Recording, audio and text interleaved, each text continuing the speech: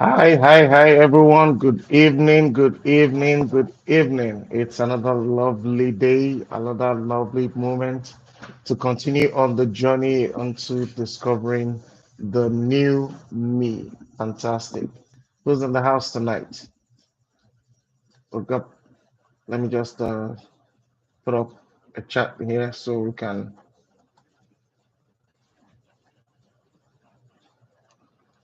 get right into it.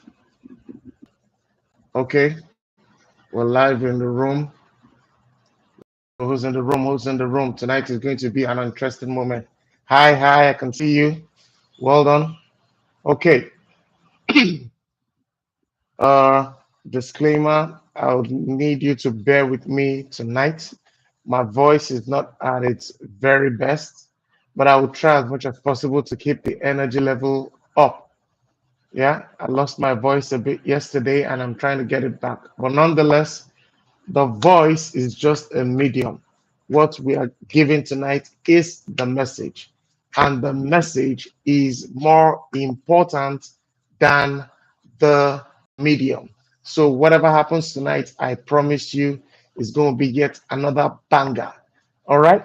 So, tonight we're digging deep into the meat of what we're doing within the program, which is uncovering the new me in 100 days. And we are laying the foundation, the blueprint for success. So tonight we've called it the goal getting blueprint. The goal getting blueprint. That is what we are uncovering tonight. But I can almost tell that tonight 1 hour might not be enough to uncover all the things that we'll be talking about tonight. So I'll be breaking it into a mini series titled The Goal Getting Blueprint, but we'll be touching on them one by one. And I hope that is okay. The reason why I don't want to rush it is because I want us to get the meat of these things to actually understand how it works so that you can apply it to the very best possible in your life. Okay, you've seen the charts that we've put up in the group in the last 1 or 2 hours leading to this. The reason why I set the tone in that manner is because I want you to reflect. All right, reflect on the goals that you have set, reflect on the vision that you have set, whether it's your money vision, whether it's your lifestyle vision. Reflect on it across the 7 areas of your life which we have set in the WhatsApp group. And as we begin to discuss some things tonight, you will begin to see a mind shift. You begin to see some revelation into the things that would actually make those things come true, the things that you've said for your life. Who's ready? I want to see the chat box buzzing tonight because I need your energy to help me sustain my voice that is kind of husky tonight. All right. Okay, let's get right into it. I want to open the floor with a conversation that people are going through stuff. People are going through stuff. I know that people are going through stuff. And that is one of the reasons, in fact, the main reason that I have put up this challenge. My mission is to deliver Africa out of mental and material poverty, one person at a time. That is my mission. And I do that in the marketplace by helping businesses sell successfully and all that. But the core, excuse me, the core of what I do is to liberate Africans from mental and material poverty. Now, material poverty in itself is limited if you don't have mental poverty. And that is why we're doing what we're doing tonight. All right? Everything that is on the outside, the things you see, the things you can smell, the things you can taste, and all that, they actually did not just create themselves on the outside.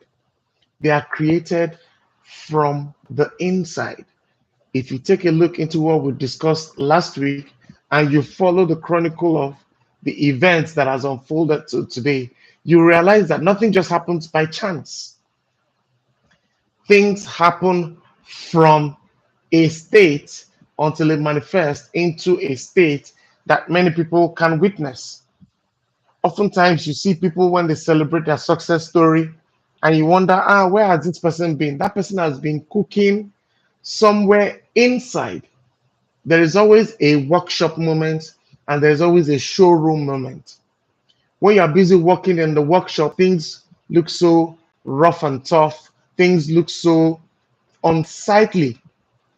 But by the time you put things together, you polish it up, you package it, and you present it in the showroom, it doesn't look anything like the workshop. Everything outside manifests from the inside. In the same way, everything that is visible manifests from the invisible. Everything that is visible, the cars, the houses, the lovely vacation spots, they manifest from the invisible, from a thought, from an idea. Those lofty ideas, they are brain babies. Before they become something that people see and celebrate, they actually come from a place within. And that is where I want us to go tonight. Because if you are creating something from outside, it won't last. You have to create that thing from inside so that once it's well done, you can bring it to the outside. Material success by itself is not achievable or sustainable without mental success. So, my moderator, if you are there, I want you to put it out. Material success is not sustainable without mental success.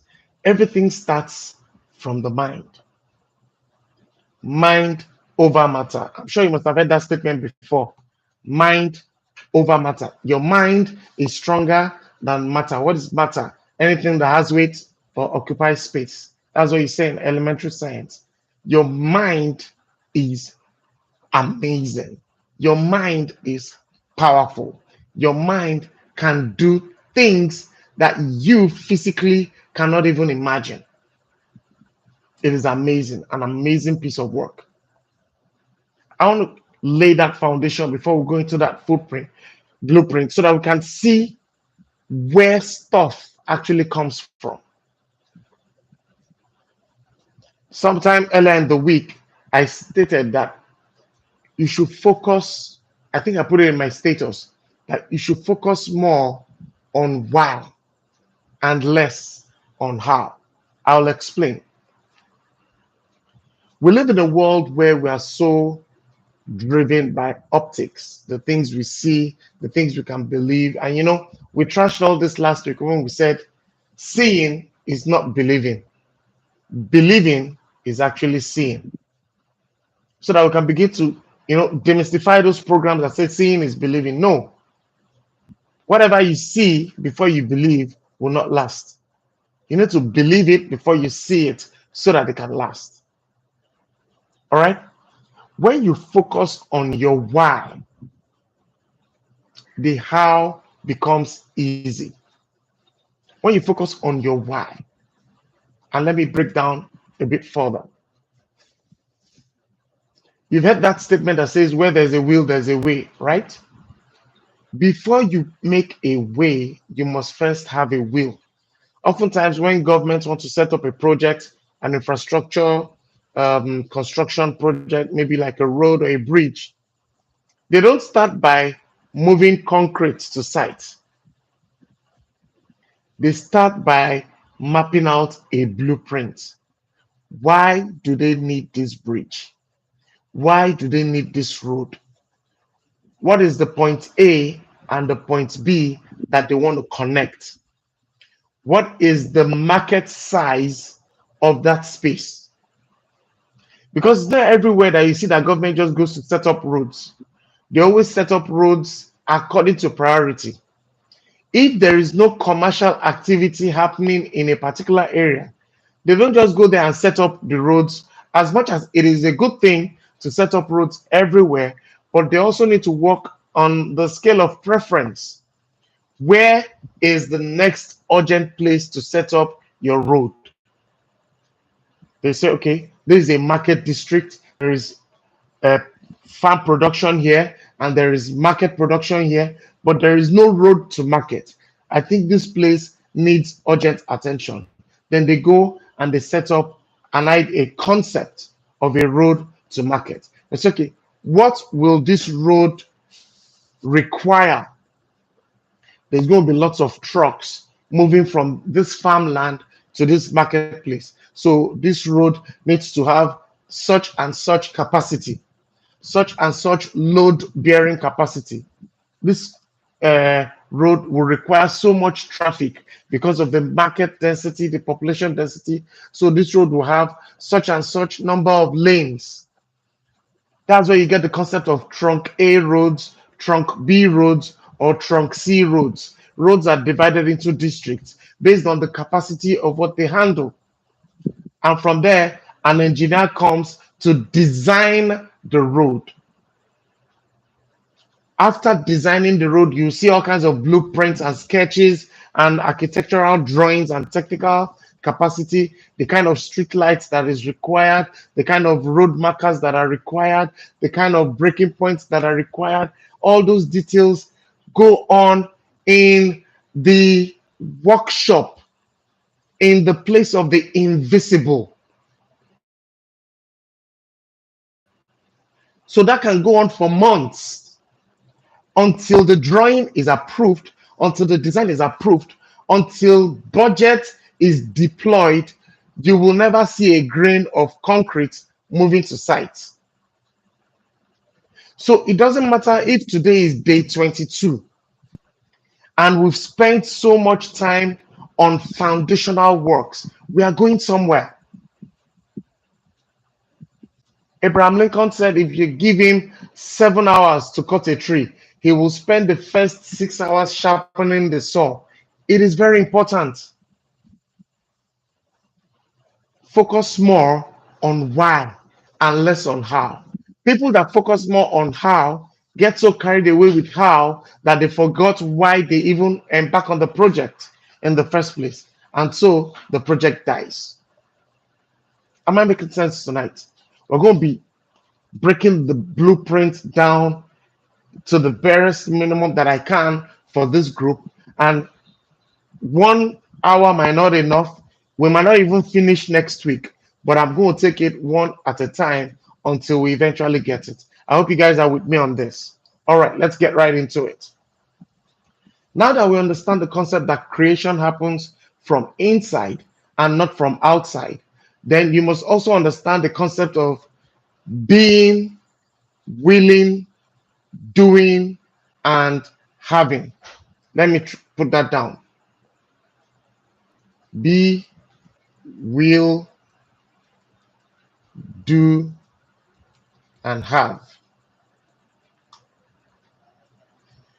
Being, willing, doing, and having. If you follow this process, this is a skeletal framework of how success is achieved. Success is not achieved first from the place of having. Success is achieved first from the place of being. Because you are a human being. You are not a human having. You're a human being. You are not a human willing. You're a human being. You are not a human doing. You start from the place of being. And that is why I need to start from that place so that you can understand that everything you do, you don't just wake up on a Monday morning and hit the road and just do stuff because, okay, I need to hit the traffic. I need to get to work. I need to satisfy my boss. I need to sell some things today. I need to make some money. You must have a driving force. Now, let's break down this be, will, do, how concept one at a time. Let's start with being. Be. What does it mean to be? This is your place of identity. This is the place that you are. This is the place that defines you. The subject of this program is the new me in 100 days. There cannot be a new me in 100 days if you don't have first a concept of the old me. Who are you? Many of us are suffering from an identity crisis. If I ask you, who are you are quick to tell me, I'm a doctor, I'm a consultant, I'm a makeup artist, I'm a this, I mean, oftentimes you define who you are by what you do. And by doing that, you lose your identity because you are not what you do. You are actually who you are. And this is the place where we begin to define that. If you don't know who you are, then what you do is just a distraction. The place of being is the place of uncovering your identity. Your identity is the revelation of who you actually are. Now, I can take a sample in the room. I can take a sample on the WhatsApp group. If I ask you that question, three word question, who are you? The truth of the matter is, it doesn't matter if you're in your 20s, 30s, 40s, 50s, 60s. Many people still struggle with answering that question. When you hear, who are you? Then you see people's eyes shifting from the top right to the top left and saying things like, that's an interesting question. Who am I? Who am I? Who am I? If you can answer the question of who you are without saying anything about what you do, then you are already on track towards real success. Let's move on for the sake of time. Let's talk about will. Will is a very important factor in the framework of your success. Knowing you who you are, which we might take time to talk about in subsequent session, is very important. In fact, is the most important. Then you must now have a will. What is will? A will is that decision that, okay, this is what I want to do.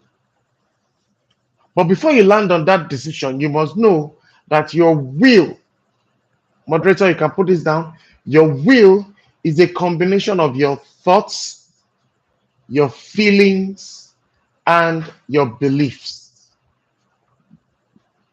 Your will is a combination of your thoughts, your feelings, and your beliefs. If you look at the session we had last time, we talked about when we started breaking down the concept of your natural senses and your supernatural senses, how they feed your mind, and they take you on a journey to manifestation.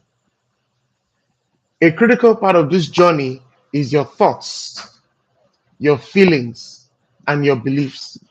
The things that go on your mind every now and then. We said an average adult experiences about 80,000 thoughts on a daily basis, and most of them are unconscious thoughts. Some subconscious. It's only very few of them that are conscious thoughts. Now, by the time you begin to process these thoughts together, they begin to make you feel somehow. If you are thinking good things, if you've got some good conscious thoughts coming on, they make you feel good. If you've got some not so good conscious thoughts coming on, they make you feel bad. But your feelings have a way of working around your emotions, because emotion is your energy in motions that is driven or stirred up by your thoughts, the things that are going on your mind. For instance, in the course of the week last week, we heard the news of a preacher that passed on. Now, that is a thought that entered into the mind, and that thought created an unsettling feeling, and the emotions began to run in ways that made you feel bad. That is how thoughts lead into feelings. Now, feelings are not enough. Feelings engineer the emotions that causes you to believe.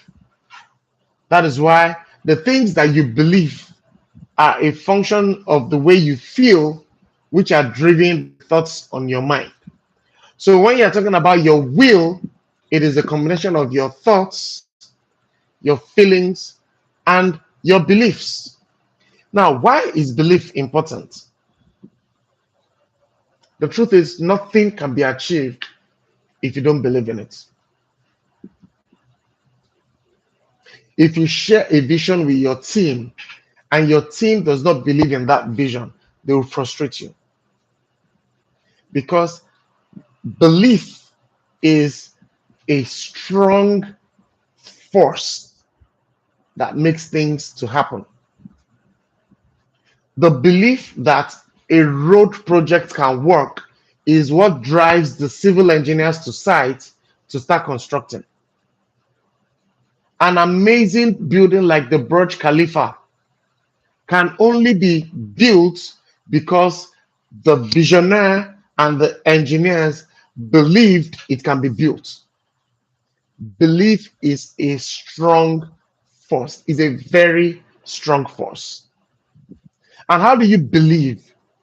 You believe based on the information you've received. I believe we touched on this last week. Follow me closely. I'm going somewhere. I'm laying the foundation for the blueprint for getting your goals. Because all this foundation need to be well laid.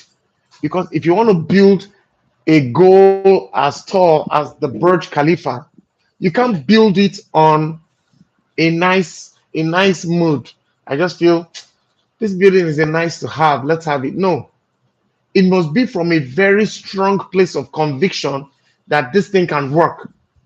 Because as you start off, like I've explained many times in the group, there's going to be resistance, weather, wind, different hazards, dealing with heights, dealing with all kinds of things. There's going to be resistance, but you need a strong belief to push through. And that applies to the goals that you've set for yourself. Before we entered the meeting tonight, I shared some areas of your life in the group. I talked about the physical, the emotional, the financial, the spiritual, the environmental, the social, the mental, all those areas of your life. You need to believe. It requires a strong dose of belief before you can say, yeah, I can achieve it. If you doubt in any way regarding your goals, it will affect the outcome. Everything, your phone, your computer, your clothes, your house, everything that you see in the visible was made from a place of belief in the invisible. You couldn't have gotten anything by doubting if it will work or not.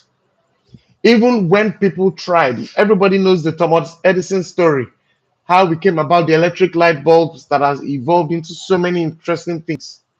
It came from a place of belief, belief in spite of failure. Maybe someone wants to put that down. Belief in spite of failure, because failure is just a signal telling you that you need to redirect your steps. But there must be a strong sense of belief.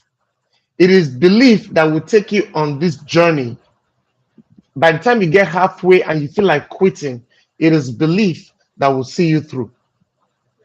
So if there is a lack of belief, or if there is an element of doubt at any point, it will affect the results significantly.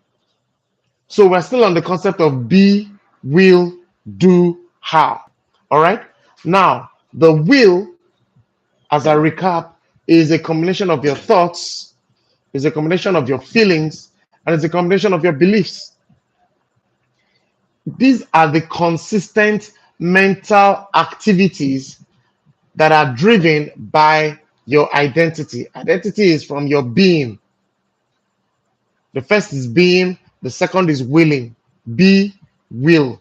So all the things that you will are driven by the identity, who you are. So if you don't have a strong sense of identity, the will, the volition, the decisions will be weak. You can see that everything is like a building block now. Your first layer is your foundation, which is your being. Your being, like I said, is your identity, the revelation of who you are. The next layer is your will, which is your volition. Your will is a combination of your thoughts, your feelings, and your beliefs. Now, let's take it a step further. The next layer is your doing. Your doing is a combination of your decisions, your actions, and your habits. I hope someone is following me closely and you are taking notes in your journals, in your workbooks, and all that. Doing comes from a place of willing. Willing comes from a place of being. If you take it down the foundation and up the foundation, you start with being, you move to willing, then you move to doing. Now, your doing is a combination of your decisions. All those things that you thought, that you felt, and you believed are the things that actually feed your decisions. So by the time you combine all your decisions together, that, okay, you know what, let's go for this project. You know what, I'm going to sign up for this program, the new me in 100 days. You know what, enough of pussyfooting about. This is the time for me to take my life serious. You know what, I'm going to take a chance on myself. That is that moment of decision. Where you say, you know what, I'm not going to start a project that I'm going to stop. This one, I'm going to see it through to the end. Then you've made a decision. Your decisions now unfold into sets of actions. That is what we break down on every page of our workbook. All right? Your set of actions. What are the things that you are doing? What is your power move that is driving you in the direction of your goals? And the things that you do consistently become a habit. It takes about 21 days to initiate a habit. It takes another 60 days to consolidate on that habit. And by the time you take it to 90 days, it has become a mastery of a habit. Am I making sense? So your decisions, your actions, and your habits is what combines together to your doing. Now, this is what you will refer to as the way. Remember that quote, where there's a will, there's a way. We've talked about the will in the previous section. Now we're talking about the way. The way is now the full expression of your will. You can see how things are adding up now. Your being is the identity that gives you the platform to will. Your willing is the combination of the mental activities inside that drives you to do. Your doing is the full expression of your willing, your decisions, your actions, and your habits. So you don't just do things haphazardly if you have not willed it. You don't will things if you don't know who you are. All right? So you can see the steps adding up. They will now move on to the next one, which is now your having. Having is equally important, but it is the part that many people focus on. Having is just one. Having is the fruit of the tree. If we use a tree as an analogy, when the tree starts bearing fruit, that is the having. That is the results that you see. That is the visible results that people see. But before you see the visible results, you need to see so much of the invisible work. The having is the showroom. The being, willing, and doing is the workshop.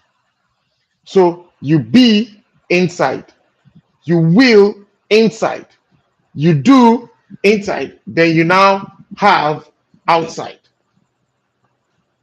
So if you really want to achieve true results, if you really want to achieve lasting results, you need to go through this framework of thinking inside out. I'm sure you must have heard that before. That you don't think outside in, you think inside out. Because it is the combination of the things that you know within that drives what you do without. Now, let me give you an analogy. Apple, the technology company, produces a device. They took time to think about it, design it, check out the function, check out the benefits, the features, the fashion, and the whole thing. And they put it together and they create a product from a place of why. That is Apple.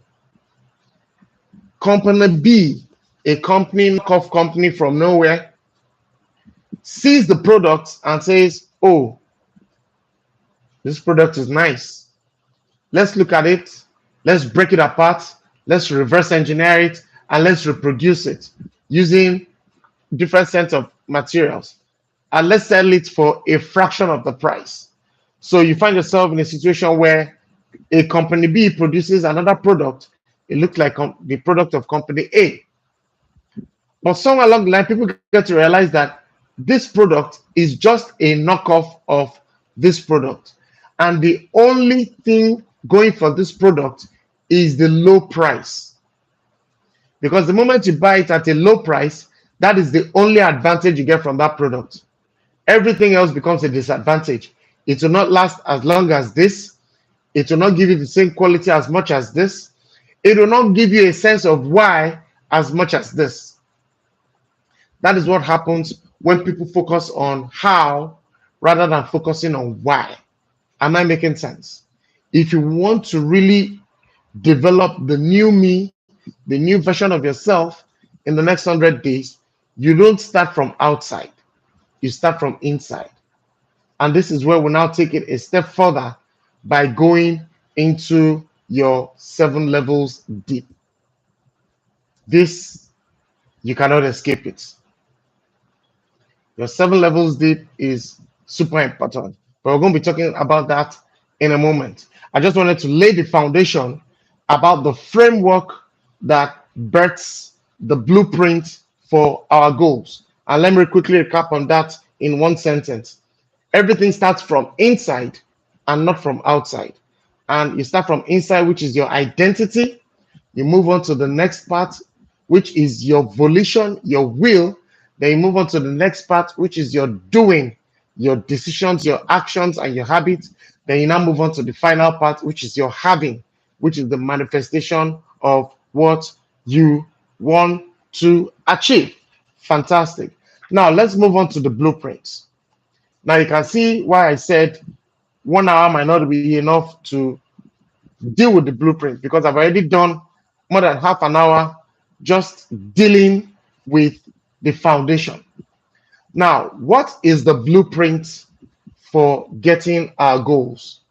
I have named it the 7 C's.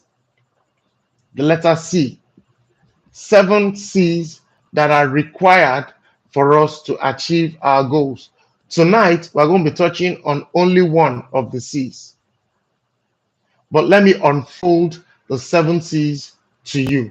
I hope you've got your writing material ready. The number 1 C, drum roll, is capacity. Sorry, clarity. The number 1 C is clarity.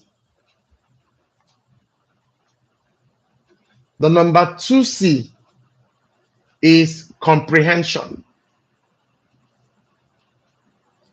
The number 3 C is capacity. The number 4 C is commitment. The number 5 C is courage. The number 6 C is concentration. And the number 7 C is confidence. I'll take it again. The number one C is clarity. The number two C is capacity.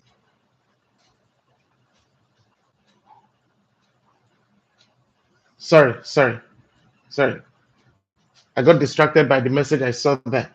Number one C is clarity. Number two C is comprehension. Comprehension. That's the number two C. The number three C is capacity. The number four C is commitment. The number five C is courage.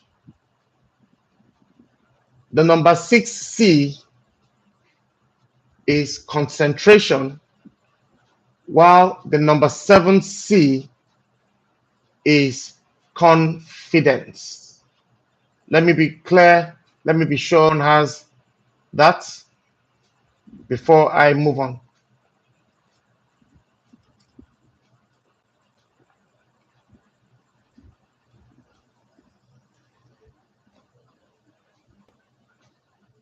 Fantastic. Well done. I've also put it there for everyone to see. So you move from clarity, comprehension, capacity, commitment, courage, concentration, and confidence. All right. So tonight, we want to touch on clarity because we want to make it as elaborate as possible. Now, what is clarity? I'm not going to give you a definition of clarity. You know what it means. You have an idea. But I want to break it down. Why is clarity important as one of the blueprints for success? Clarity is actually the reason why we're here. It helps you to make sense of what is going on inside. Clarity helps you to make sense of what is going on inside. Last week, I asked each and every one of us, how far have you gone with your 7 levels deep? And you realize that even after 3 or 4 weeks, a lot of us are still struggling to understand fully the 7 levels deep of why we want what we want. But like I said, it is possible to achieve it. Why do I know that it is possible to achieve it? I've been there where I struggled to figure it out. And I'm sure I read somebody's testimony over the weekend when the person was sharing that it took her so long to figure out the 7 levels deep. Then somewhere along the line, she started getting the revelations. That is what I'm talking about. As you begin to interview yourself to figure out why exactly do I want the new me so bad? Why exactly do I want to go on the road that I want to go? Okay, why do I want this? Because I want this. Why do I want this? Because I want this. Why do I want to? By the time you begin to probe it, you realize that there is actually a deeper meaning to life than stuff. Many of us stop at the place of stuff. Like I said when we started this session, I said many of us are going through stuff. The purchasing power has significantly dropped. Many people have fallen below the poverty line. Many people have lost their sense of reasoning because they are hungry. It's the person that is full that can think of purpose. If you ask a typical person on the street right now, they're saying, I just want the next meal. I just want to survive. And I'm sure you guys, you all know the hierarchy of needs, Maslow's hierarchy of needs. People want to first survive. And what do you need to survive? You need food. You need to keep your body warm. You need clothes. You need a roof over your head. You need shelter. All those basics. many people are still struggling to deal with the first level of survival. And because of that, they cannot see beyond that first level. That even if you ask them to dream right now, the capacity to dream is so low because all that they see in front of them is survival. It is when you have survived that you can say now you want to move to the next phase, which is social. You want to have a sense of belonging. You want to socialize. You want to meet people. You want to belong to a group. You want to have some relationships and all those kind of things before you even move to the top, which is that place of significance. But if you follow the Maslow's hierarchy of needs closely, you realize that you actually need to see through those levels before you can become those levels. If all you are seeing right now is how to pay the next bill, how to get the next meal, or how to survive, it will be difficult to see clearly. And that is why the first C in the scheme of things is clarity. It helps you to make sense of what is going on inside. Clarity helps you to find your true point of reference. Now, let's talk about reference for a bit. I remember maybe it was the first session that we had when we were talking about how strong is your why. We made it clear that the kind of dreams that you have is a function of the reference point that you have. If you go to someone in the village where all they have as means of transportation is bicycle, that is that person's point of reference. The person will tell you that I want a brand new bicycle. If you go to a place where all they have is yachts and boats, the person will be telling you that his point of reference is this black yacht, whatever, whatever, limited edition. It is only one of 100 units made or one of 10 units made, and it's got so number of decks. It's got this pool, it's got this jacuzzi, it's got this cinema, it's got this da da da da. That is that person's point of reference. If you go and talk to a real estate developer and say, what is your dream? The person's dream will be a function of his frame of reference, the kind of buildings that he has seen, whether he traveled home and abroad, wherever. He will say, okay, I want a building that can match this. Now, today, Burj Khalifa might be the tallest building in the world, but whenever anybody wants to build a tall building, you only have to use Burj Khalifa as a point of reference. That's what I mean by point of reference. That you can only do stuff based on what you have seen done before. But if you don't have a point of reference, you don't have a guide. It is clarity that helps you to find your true point of reference. Now, why do I call it the true point of reference? Last week, we'll talk about sight and the progression from sight to insight. If your point of reference is based on what your naked natural eyes can see, that reference is weak. Did you get what I just said? If your point of reference is based on what your natural eyes fed your mind only, that point of reference is going to be very weak.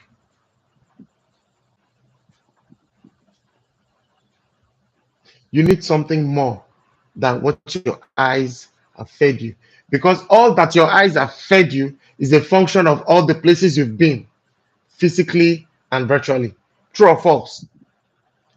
All that your natural eyes have fed you are a function of all the places that you have been physically and virtually. If you've not been to Alaska. You can't have a point of reference about Alaska. The point of reference of Alaska that you have will be that which you have consumed virtually. You see where I'm going with this? Like they say, in the land of the blind, the one-eyed is king. You need to expand your point of reference beyond what your natural eyes feed you. And that's why you need to move from sight to insight. Clarity needs to be super profound beyond what you have physically seen. Imagine the amazing things that you see in this world. The Airbus 380, that amazing giant plane that can pick up 300 people, put them into the air 40,000 feet, and take them at distance that are amazing. That can only come from an invisible point of reference. Am I making sense, guys? If you want a point of reference that is strong, they don't come from your physical sights, they come from insight. Everybody travels to Dubai. Dubai is a wonder of a city. Dubai didn't have a physical point of reference. Did you catch that? The Sheikh Mohammed Al bin Maktoum just said to himself, you know what? I want to build a city that can be number one or the only one. That was his vision. That everything about this city will be number one or the only one. That point of reference cannot come from a physical place because he built islands that have not been built before in the world. He built buildings that have never been built before in the world. He built theme parks that have never been built before in the world. He built amazing things that have never been built before in the world. There was no point of reference physically. So those points of reference can only come from a deeper source, which is insight. And that's what I want to teach us tonight, that you need to tap into some deeper points of reference.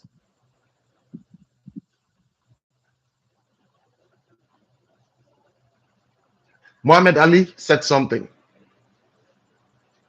in his quote when he says, I float like a butterfly, I sting like a bee. He said something, he said, the hands can't hit what the eyes can't see. I don't know if anybody caught that. The hands cannot hit what the eyes can't see. And when we're talking about eyes here, you know, we're not just talking about the naked eyes. We're talking about the supernatural eyes, your insight, your place of revelation. So if you want to plan the blueprint for your life, the blueprint for your goals, it needs to come from a place of revelation. It cannot come from a place of awareness, or a place of familiarity, a place of things that you know. For instance, some of us in this room, or some of us that are watching this by delayed broadcast, you might be on a journey into building your house. In fact, that's a perfect example. When you find someone that they say they want to build their house, I ask them, okay, what kind of designs do you have in mind? The point of reference they always use is the houses they've seen before. Ah, I remember when I went to this place, I like this house. Let me borrow this idea from here. Let me borrow this idea from here. You work with your point of reference that are physical. But if you want to do what has not been done before, you need to borrow your point of reference from something invisible. I hope someone is following me tonight. I'm not seeing comments. There's only one person that is commenting, and my moderator. And I hope you guys are following. Clarity is super important. Clarity that is based on sight alone is myopic and misleading. If your clarity is based on sight alone, it is myopic and it is misleading. But if your clarity is based on insight, it is infinite and it is abundant. Someone said, you know what? Let's create robots by way of software that can, at the speed of thoughts, scan the internet and get information together that whenever you type in a prompt, the thing can respond at the speed of thought as if that thing was with you, getting the information you need. And it evolved over time and it became artificial intelligence. And now that is the buzzword of 2023. There are so many things that are giving you all kinds of artificial intelligence. Where did you think this point of reference came from? It came from what was not existent. The things, if you have, every one of us, we are creators. So if you exercise the creative ability in you, you are actually creating stuff from the invisible. You are building the tangible from the intangible. You are creating a showroom from a workshop. This is amazing, guys. But before you do that, it is not just enough to say, I want 1 million naira. It is not just enough to say, I want to lose 10 kg. It is not just enough to say, I want to get rid of depression. It is not just enough to say, I want to be sound in my mind. I want to have feeling. No, all those are not enough. You must have some sense of why. And you must probe that why 7 levels deep. You must come from a place of deep revelation. So write that down. Meditation is simply attention distribution. Where do you channel your attention? Where attention goes, energy flows. Meditation is simply attention distribution, how you distribute your attention. And it has to do with your natural senses. If you want to take away attention from what you see into what you feel, if you want to take attention from what you taste into your inner senses, that is meditation. So it is the more you shut down on your physical senses and you turn on your natural senses, that is meditation. I hope I've been able to break it down in the simplest English possible. Meditation is not when you cross your legs and you are floating in the air and your thumb and index finger are pushing themselves. That's not meditation. That's just an expression. But meditation is simply distributing your attention from what you experience physically to what you experience internally, which is spiritually. So, based on those things that I mentioned in the WhatsApp group this evening, your priority goals should actually be your mental life and your spiritual life. That is my spoiler alert for you. In fact, that is the secret. Before you go for physical goals, before you go for financial goals, before you go for any of all those things, start with your mental and your spiritual life. That is the secret. If you can focus on those ones, then you are dealing with the foundational areas of your life. Am I making sense, guys? Someone is laughing at my floating of legs in the air. Yeah, but many people have a wrong and abused concept of meditation that they now so mystify it and make it seem like meditation is difficult. Meditation is not difficult.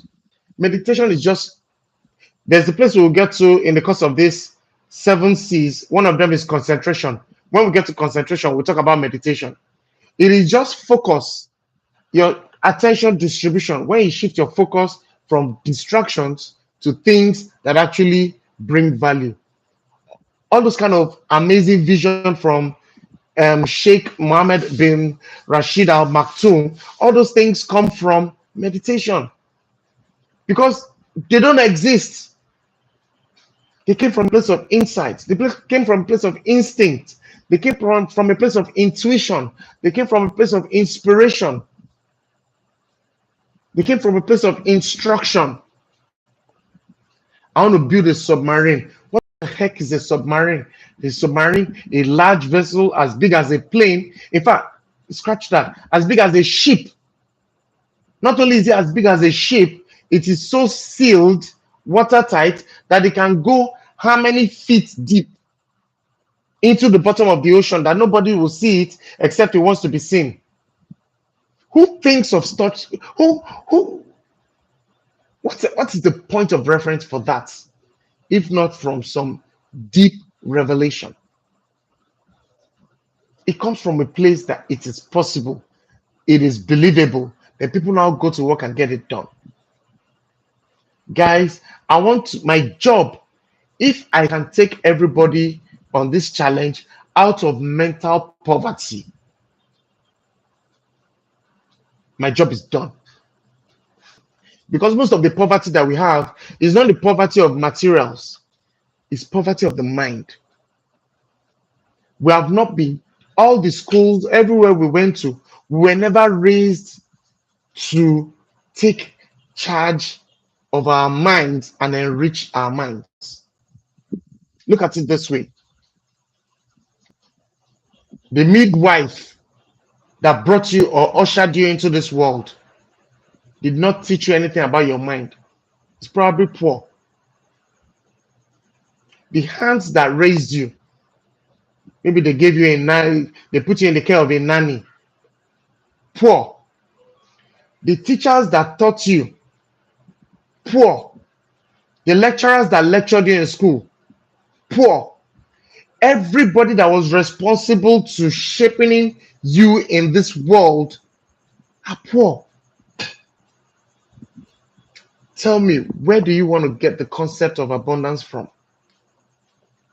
If everything that was responsible to ushering you into the real world didn't have enough point of reference to give you. The only area of gamble or luck is if you were born with with any kind of spoon.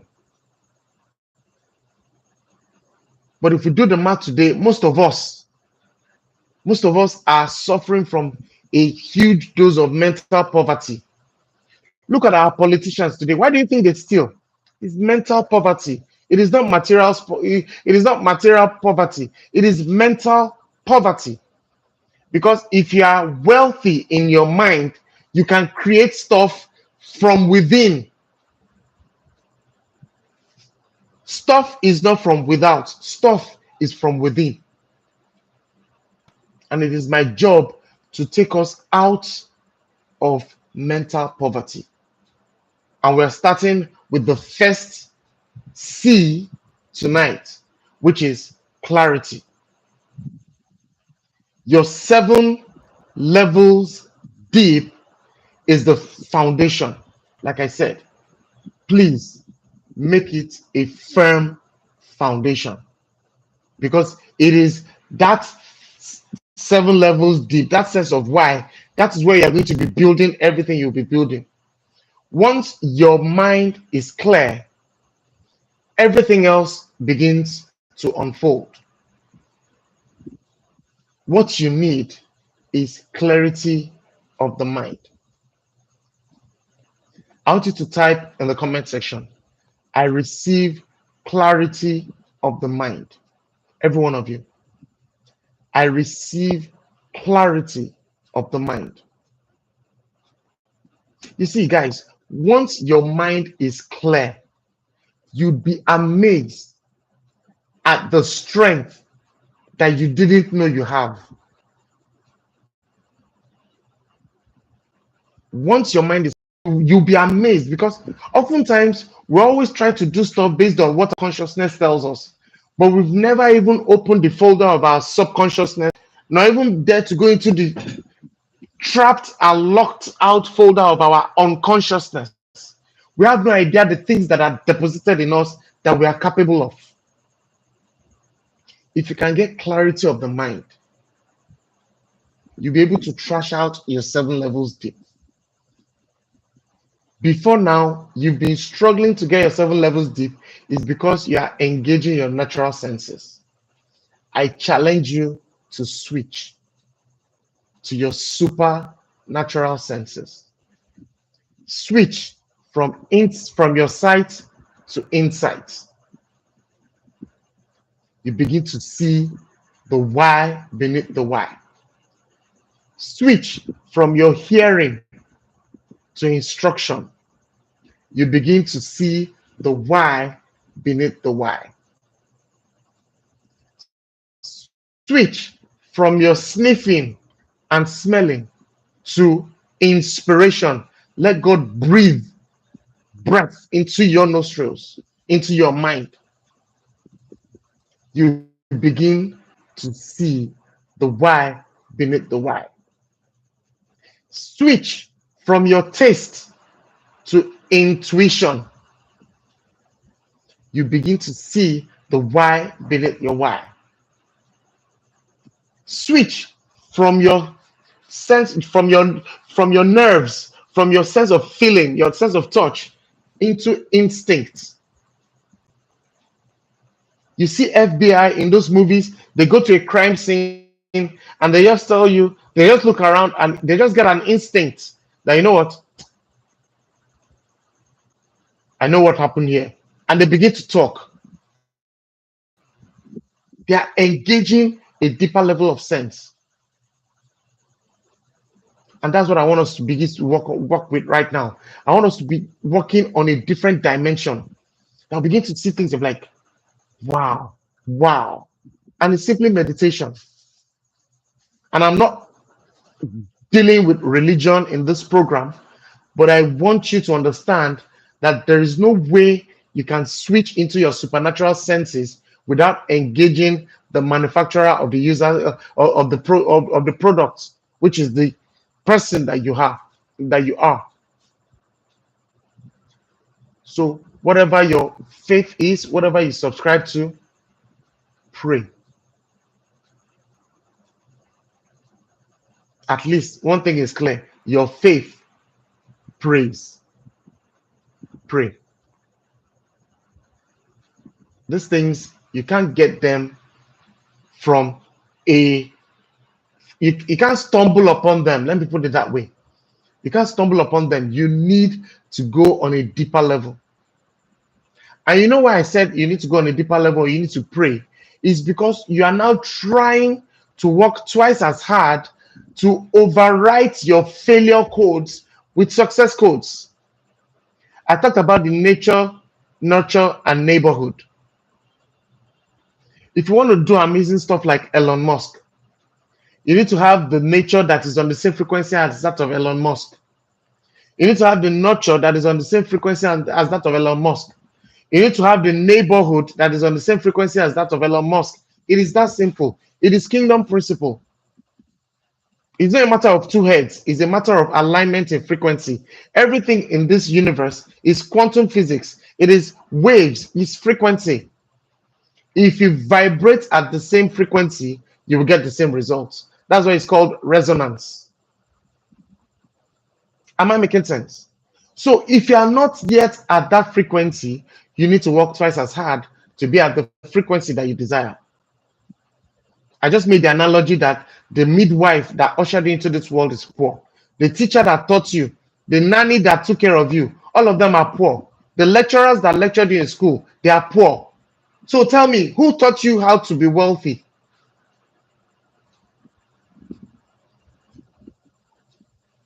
Your nature was framed in poverty. Your nurture baptized in poverty. Your neighborhood is poor. I want to challenge you tonight. I mean, I understand.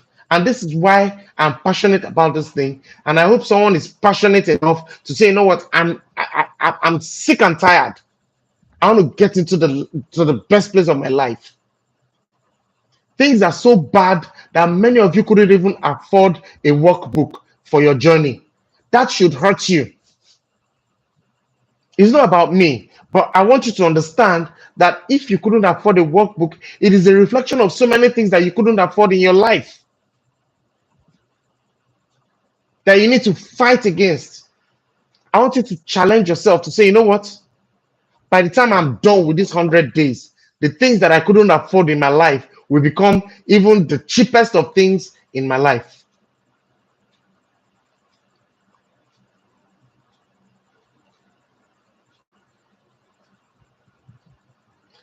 Someone is asking that won't you have to start the 90 days all over again with? Yes, the 100 days, I've said it in a couple of sessions ago, that the 100 days journey is a concept, is not finite. It is a concept that helps you to kickstart a lifestyle. So it is actually perpetual, it is for life. There are some people, they will discover their aha moment on the 85th day. I'm speaking from experience. There are some people, it is on the 110th day that they will eventually get it. But guess what? Keep grinding every day. You will get it eventually. Refuse to give up. Refuse to quit. It is my passion to make sure that whoever is left in this group by the end of 100 days is a completely different version of themselves. It hurts me when the purchasing power of the people in my country is so low that they can afford that they can't even afford a decent meal. It hurts me. It's mental poverty. And the reason why it's mental poverty is that it is not the amount of money that you have, because even if you go and raise funds and get money and people even give you money, by the time they come back and ask you next week, how far? You are back where you were last week. That is mental poverty. If you've not fixed mental poverty, you can't manage the resource that you have. You can't multiply the resources that you have. That's why many people, they eat their seed. Seed is meant to be planted so that it can multiply. But many people that are mentally poor, everything that comes into their hand, they eat it. They don't want to delay the gratification to even plant it and let the thing even grow multiple seeds. Maybe we'll talk about that some other day. But you can see where I'm heading. We've already done an hour plus, and you can see that we are barely scratched the surface. Permit me to go a little beyond so that we can tidy up the concept of clarity even in today's session before we move on to comprehension in the next video. Another thing I want to talk on clarity is specificity. Moderator, please type that down. Clarity is specificity. That word is a little mouthful, but just take specific city, specific, then ITY. Clarity is specificity. You need to be super specific. You need to be super specific because the vision is not ready and it's not clear.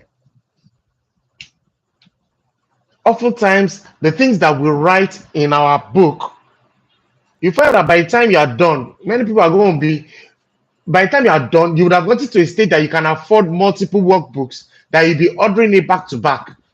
You won't be thinking about how much it costs anymore by then. You'll be thinking about how much it pays, because you'll be realizing that this thing is actually unlocking so many things in your life. It took me years to design that workbook. So don't think that I just put together some pages that I want to. For me, that is not an income stream. For me, that is a tool to unlock so many things in our lives.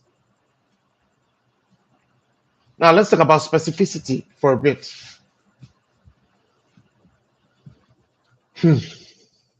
I remember an illustration I made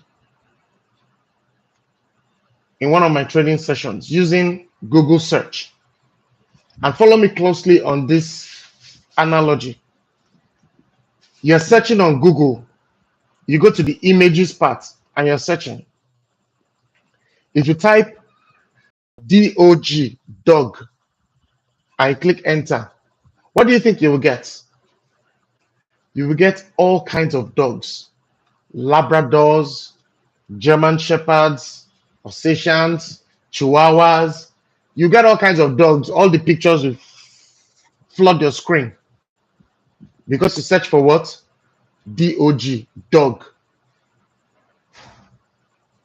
In fact, in some cases, you will see a picture, they write DOG, not the animal. They write it in text. Why? Because that is what you entered in your search. Now, imagine you changed that search to brown dog. You put a prefix before it and you say BROWN space DOG, enter.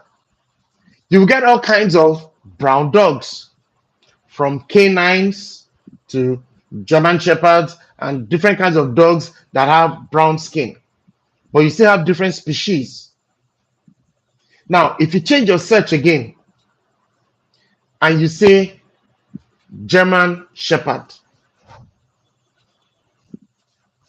you didn't even type dog, you just said German Shepherd, and you press enter. The quality of images that will show up on your Google screen. One of the person that has attended the course said, I remember that illustration. The filtered images that will show up, you will not see Labradors on that search. You will not see Doberman on that search. You will not see anything. Everything you see will be German Shepherd. Different pictures of German Shepherd that have been taken so far and put up on the internet. What does that tell you? If a common Google search can respond to specificity, how much more the vision that you set for yourself? Another illustration, still on the Google search. You type CAR, car. By the time you enter CAR, car, you see all kinds of cars from all kinds of ages, in all kinds of colors, right? By the time you say G-Wagon, the search narrows to serve you only G-Wagons, right? You see a blue G-Wagon, you see a red G-Wagon, you see a green G-Wagon, you see a black G-Wagon, you will even see Brabus G-Wagon, you see all kinds of G-Wagon, you see a six-wheeler G-Wagon, you see the regular four-wheeler G-Wagon, you see a limousine G-Wagon, you see all kinds. But when you narrow the search further to say 2023 red G-Wagon, the outcome changes. Now, I won't spend much time on that, but I hope you get the gist. Go back to your pages and look at the things you've been writing down as your vision. How specific are they? Where is your point of reference coming from? What informs the clarity of your vision? If you write things like bigger, more, amazing job, amazing relationship, God fear, if you write all those kind of things, you'll be getting a slew of options. But what you want to do with your vision is to narrow it down. You need to first go to a place of meditation and prayer where you fine-tune your vision to be as crystal clear as possible and as specific as possible. It is when you put that down that you now begin to have, it takes me to this point I want to talk about now, which is confirmation bias. Confirmation bias, write it down, is a psychological term that helps the mind to filter what it believes. You know, we talked about beliefs last week. We talked about belief earlier this session, which is the combination of the information that you've received. Now, if you believe that what you want is a 2023 Range Rover, black, autobiography, red interior, 23-inch wheels. The moment you lock down that on your mind, by the time you hit the road, I'm sure you know this analogy. It will look as if there are no other cars on the road anymore. The only thing you see will be what? You get it. That is what is called confirmation bias. Once the mind is clear, your blueprints begin to unfold. Anything that does not align with what you've said, the mind will filter it. That's what confirmation bias does. It works positively and it also works negatively. I'll give you one that can be maybe like a joke, just on a lighter note. If you're in a relationship that is toxic, but you don't want to get out of that relationship, you realize that all the advice that you'll be listening to will be the advice that supports your confirmation bias. True or false? Have you found yourself in a situation whereby your mind, somewhere along the mind, you know what is right to be done, but you're just looking for someone that supports your bad behavior? So you go to meet someone and say, what do you think about this thing? When the person gives you an advice and that advice does not align with you, you say thank you, but it doesn't, the thing just goes like this. But when you go and meet someone and you say, what do you think about this thing? And that person tells you something that aligns with what you believe or what you consider, you say, hey, that's what you see, that's what I mean. That's what I mean. That is confirmation bias. It is when the mind is seeking for validation based on what it has believed. That is what you need to begin to apply to your goals. But your goals need to be right because confirmation bias works negatively and positively. Don't forget, I mentioned last week that the mind does not know the difference between what is real and what is imagined. So you better be careful what you plug into that mind. It's just like this chat GPT that we use today. It is a function of your prompts. That's why you have so many people selling GPT prompts. Now, everybody is selling prompts because the quality of your input determines the quality of your output. Your vision needs to be super clear. Your vision needs to be super pristine and come from a very infinite and abundant place. If your vision is coming from a very myopic and misleading place, like the things you've seen, for instance, all that you've been through, all that you've been to is one village, and everything you see there, in fact, the finest house in that village is one bungalow that has one thatched roof and all that. And they say, okay, what is your point of reference? You say you want to build one-story building with a thatched roof. Your point of reference is weak. So your point of reference needs to be broad, it needs to be strong, it needs to come from a deep place, and the quality of your input needs to be super specific. Specificity is very, very important. So on the final note, let me land with Ikigai. I sent a picture. I sent a picture to the WhatsApp group. So if you can, okay, some of you might be using your phones to access this at this moment, but just let me illustrate this. When we are done, we'll go back to our videos or our WhatsApp group to look at that picture again. Ikigai is a Japanese word that defines purpose. All right, and someone came up with this Ikigai tool that helps you to clarify your purpose, because oftentimes people get so many things confused and mixed up. Some people think their passion is their mission, or their mission is their profession, or their profession is their vocation. They are actually different. And what I just want to help us to do is to understand it. This is where I'll be ending tonight. Sorry, tonight is like an hour and a half. Let me put it that way. So let me just tidy up in the next 5 to 10 minutes. And the reason why I just want to land on this is because this might be the key that someone has been waiting for all his or her life to unlock so many things about your life. Now, what is the concept of Ikigai? It starts with four key questions. Four key questions. Number one question is, what do you love? Someone put it down. What do you love? Number two question, what the world needs. What the world needs. Number three question, what you can be paid for.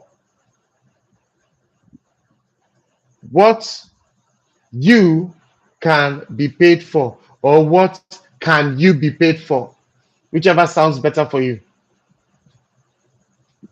Number one, what do you love? Number two, what the world needs. Number three, what can you be paid for? Then number four, what are you good at?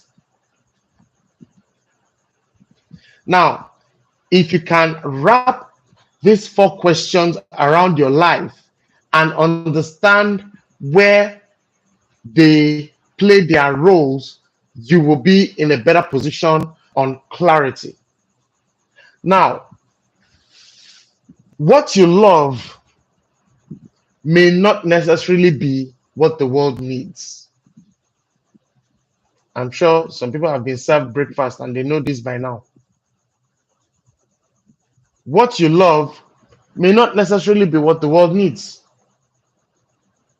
What you love may not be what you can be paid for. What you love may not even be what you are good at. You can see the dynamics. Now, what you need, what the world needs,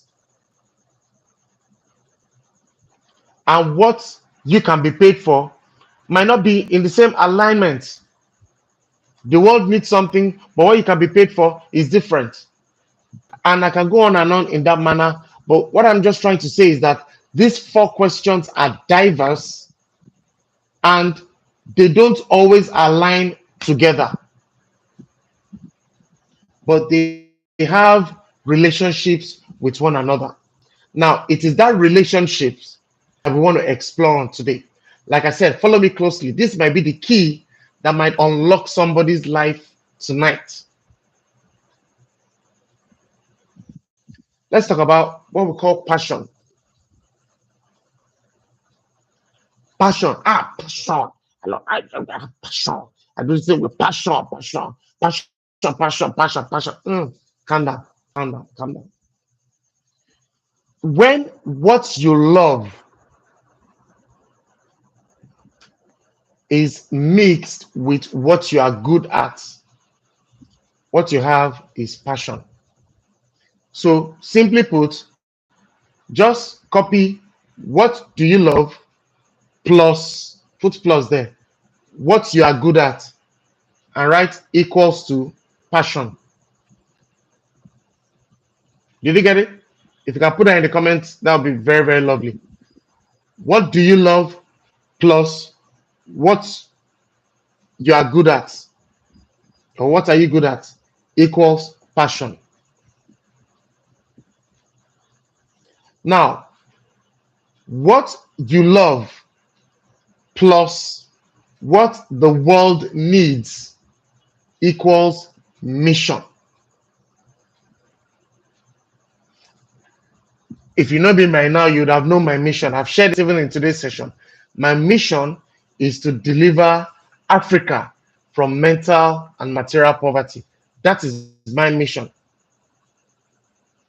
And it is a combination of what I love plus what the world needs. You can see where it's coming now. But it is not particularly what I get paid for, because the people that I impact are poor.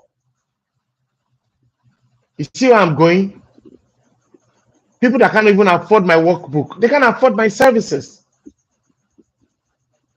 But this is my mission. What I love plus what I'm good at is my passion. But it doesn't necessarily mean my passion is paying the bills. Now let's go to the third one. What the world needs plus what you can be paid for is your vocation. What the world needs plus what you can be paid for equals vocation. Well done, moderator. You're doing a good job. What the world needs plus what you can be paid for equals vocation.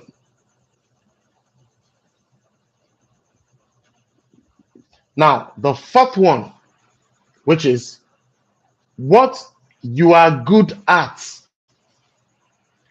plus what you can be paid for equals profession. Are you seeing the difference now? What you are good at plus what you can be paid for equals profession. So once you now understand how these four questions work, you begin to see where you actually fit in the scheme of things in your life.